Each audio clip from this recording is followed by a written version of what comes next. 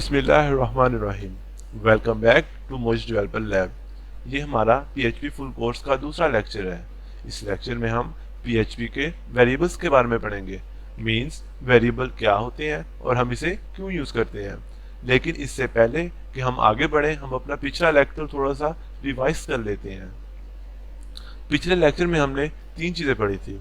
पहले इंट्रोडक्शन पढ़ा था, दूसरा पीएचपी को रन कैसे करना है वो हमने देखा था, और इसके बाद तीसरा हमने एक कीवर्ड यूज किया था जिसको हम इको कहते हैं। इंट्रोडक्शन में हमने वेबसाइट के बारे में पढ़ा था। वेबसाइट दो तरह की होती है, स्टैटिक वेबसाइट, डायनामिक वेबसाइट। वो वेबसाइट जो यूजर को सिर्फ आउटपुट शो करवाएगी उसको हम स्टैटिक वेबसाइट कहते हैं। लेकिन वो वाली वेबसाइट जो यूजर से इनपुट भी ले और उससे आउटपुट भी शो करवाए उसको हम डायनामिक वेबसाइट कहते हैं। स्टैटिक वेबसाइट की एग्जाम्पल है स्पॉटिफाई, जो हर किसी ने यूज किया होगा। और इसके बाद डायनामिक वेबसाइट की एग्जांपल है फेसबुक, यूट्यूब एंड सेक्टर। इसके अलावा भी बाकी बहुत सी एग्जांपल्स हैं। लेकिन फेसबुक जो है ना वो 80% पीएचपी से बनी है। इसके बाद हमने फ्रंट एंड और बैक एंड के बारे में पढ़ा था। मींस फ्रंट एंड क्या होता है और बैक एंड क्या होता है। वो वाला कोड जो क्लाइंट के कंप्यूटर में रन हो रहा होगा उसको हम फ्रंट एंड कहते हैं। लेकिन वो वाला कोड जो एल्गोरिथम जो पीछे सर्वर में जहाँ पे हमारा वेबसाइट पड़ी है, वेबसाइट की मीन्स फाइल पड़ी है, उधर रन हो रहा होगा, उसको हम कहते हैं बैकएंड। इसके बाद हमने पढ़ा था कि पीएचपी को रन करने के लिए कितनी चीजें रिक्वायर्ड होती हैं। पहला हमने सर्वर, वेब ब्राउजर और एडिटर। उसके बाद हमने इको कीवर्ड पढ़ा था, जिसका मतलब है कि कोई भी चीज आपने डिस्प्ले करवानी है ना वेबसाइट पे, शो करवानी है, डिस्प्ले करवानी है स्क्रीन पे या वेबसाइट पे, तो वो आपको ये कीवर्ड यूज करना पड़ेगा, इको। इसके अंदर जो भी आप लिखेंगे ना डबल कोटेशन में लिखेंगे तो वो एज इट इज स्क्रीन में शो होगा। इसके बाद मैं बात करना चाहूंगा कि भाई नुमान का कमेंट है कि उनको समझ नहीं थोड़ी सी आ रही है, बोरिंग लग रही है।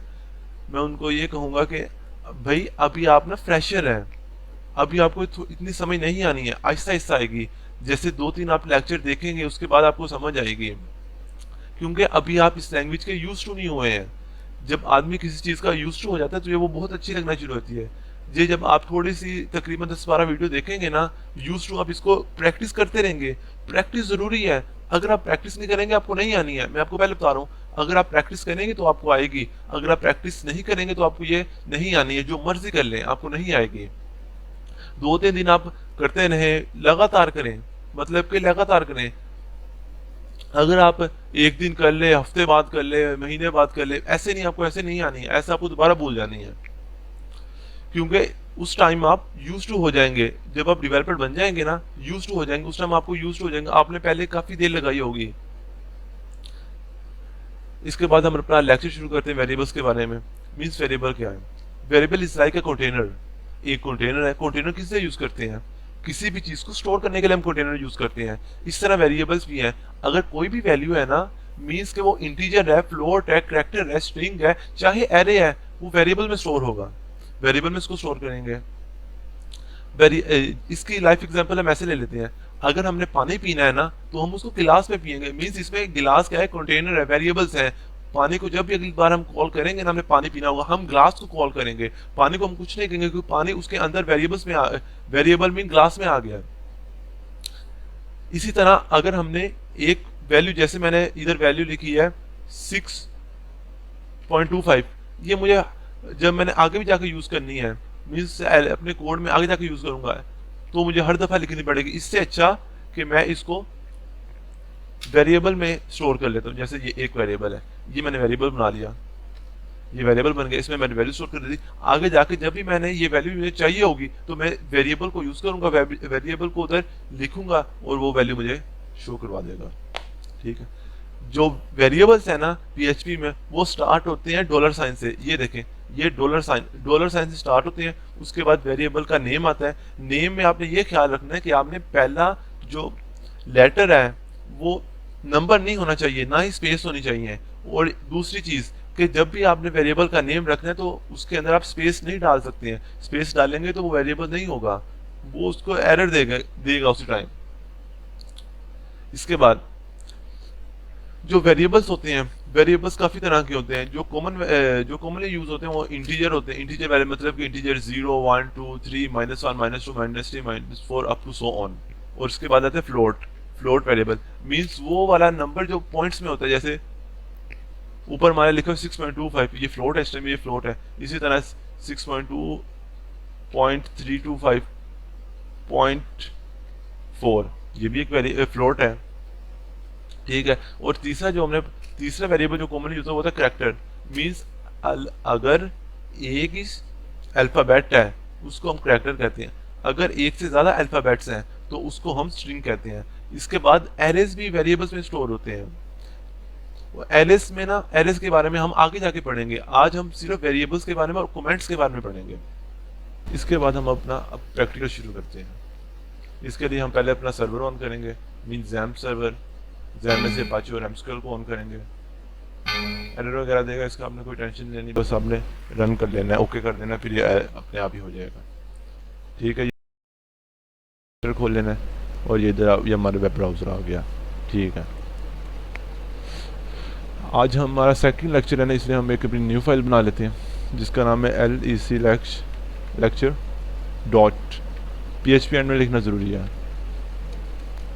इसके बाद हम PHP का स्टार्टिंग लिख लेते हैं। स्टार्टिंग मीन्स उसका सेंटेक्स के लिए पहले हम कहेंगे स्मॉलर देन का साइन, और उसके बाद परसेंट, और उसके बाद PHP के बाद फिर दोबारा क्वेश्चन का साइन, और फिर दोबारा अब फिर ग्रेटर देन का साइन, ठीक है। इसके अंदर फिर अपना कोड लिखते हैं PHP का। HTML में बिना HTML के कोड में हम PHP यूज़ कर सकते हैं। PHP का हम सेंटेक्स देंगे, उसके अंदर PHP लिखेंगे, वो भी रन होगी, ठीक है। और अब हम करते हैं, इसमें हमने जो पढ़ा था ना पहले, इको मीन्स इको ये double quotation means double quotation का साइन होता है ना, इसको यूज़ कर लेते हैं। इसको यूज़ करना ज़रूरी है। इसमें हम जो भी लिख लेते हैं, जैसे हम मॉइस लिख लेते हैं MOWZ, ठीक है। इसको अब हम इधर रन करना चाहेंगे तो पहले हमने लोकल होस्ट लिखना है, लोकल होस्ट, फिर आगे लोकल होस्ट, ठीक है।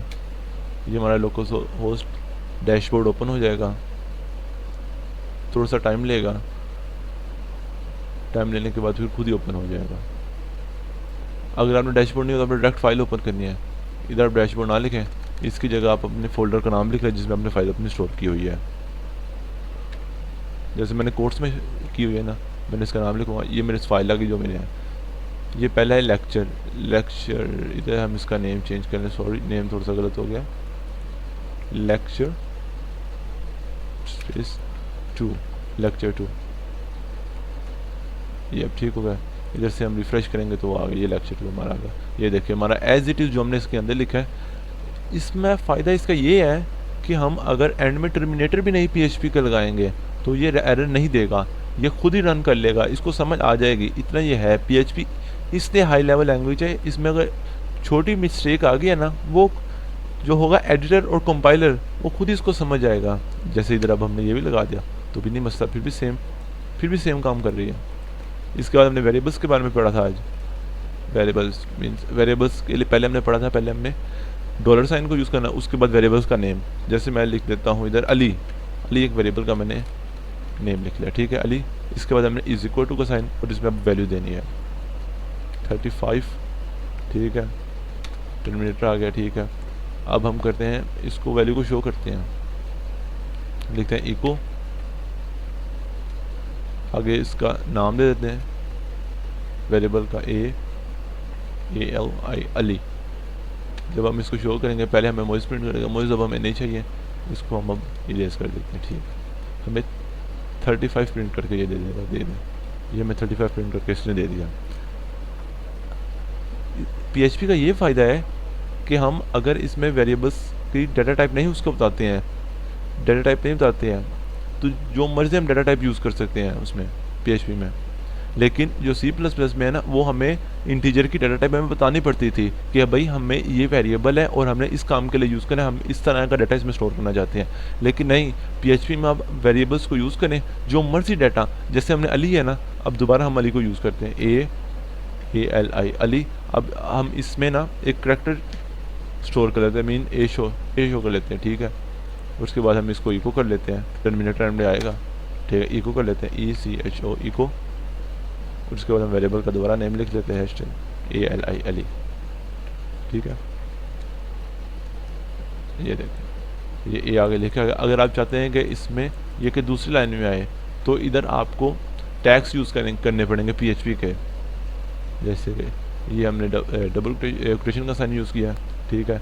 लेकिन वेरिएबल्स और आर्गुमेंट जो ये हम लिखते हैं ना, ये डबल कोटेशन में, इसको हम आर्गुमेंट कहते हैं। आर्गुमेंट, इसके दरमियान और वेरिएबल के दरमियान हमें डॉट का या कोमे का साइन लगाना पड़ेगा। ज़्यादातर हम कोमा यूज़ करते हैं, कोमा यूज़ किया। इधर हमने टैग लिख दिया, break tag means new line का टैग है ना, ये BR टैग है। BR टैग अब हमने लिख लिया है। अब ये जो हमारा A होगा ना, ये पहले एडिटर देखेगा, एली प्रिंट करवाएगा। एली में जो वैल्यू होगी ना, एली के वेरिएबल में 35, उसके बाद ये लाइन छोड़ देगा आगे वाली, नेक्स्ट लाइन में आ जाएगा। BR टैग का ये फंक्शन है, ये देखें 35 लिखा नीचे ये आ गया। इसके बाद आपने ये बात तो देख ली होगी कि पहले हमने उसको इंटीजर वैल्यू दी है, बाद में हमने उसको करेक्टेड वैल्यू दी है, कोई एरर नहीं दिया, क्योंकि हमने उसका ये हमसे डेटा टाइप पूछता ही नहीं है। PHP हमसे पूछते नहीं है कि आप किस तरह का डेटा वेरिएबल में स्टोर करना चाहते हैं, लेकिन दूसरी लैंग्वेज तो वो हमसे पूछती हैं। इसके बाद हम अब पढ़ेंगे, इसके बाद हमने जो दूसरा सेकंड पार्ट था ना, जो हमने इस लेक्चर में पढ़ना था, वो कमेंट्स के बारे में थे। मीन्स कि अगर कोई भी चीज़ है, जैसे मैंने कमेंट करना है, मैंने मीन्स कि ये कमेंट मैंने किया है, मतलब कि डबल फॉरवर्ड स्लैश लगाएंगे और उसके अंदर जो भी लिखेंगे ना आगे, जैसे मैंने कमेंट, ये चीज़ स्क्रीन पे डिस्प्ले नहीं होगी, ये कमेंट में रहेगी। मीन्स ये देखिए हमने लिखा ये स्क्रीन पे शो नहीं है, क्यों शो नहीं है? क्योंकि हमने इसको कमेंट कर दिया है। कमेंट का मतलब है कि डेवलपर को याद रहे कि मैंने ये चीज़ किस लिए यूज़ की है। बहुत सारी हमने छोटी कौन सा वेबसाइट बनानी है, बड़ी बड़ी वेबसाइट्स बनाएंगे और उसमें हमने बहुत सी चीज़ें यूज़ करनी है, लेकिन जब एक दफ़ा हम बना लेते हैं, उसके बाद जब हमें अपडेट करना पड़ता है, अपडेट के लिए हमें मुश्किल होती है। लेकिन अगर हमने कमेंट्स यूज़ किए होंगे ना, हमें पता होगा कि हमने ये चीज़ किस लिए यूज़ की है, ये वेरिएबल हमने किस लिए यूज़ किया है। इस तरह ये डेवलपर के लिए आसानी पैदा हो जाती है, उसको अपना कोड समझ आ जाता है। इसके अलावा जब हम एक कोड लिखते हैं, लिखने के बाद दूसरे डेवलपर को दिखाएंगे ना, तब वो कमेंट्स दिखे होंगे तो एक्सप्रेशन उसका अच्छा पड़ता है, कि अगले को पता लगता है भाई कोई अच्छा डेवलपर है जिसने कमेंट्स यूज़ किए हैं।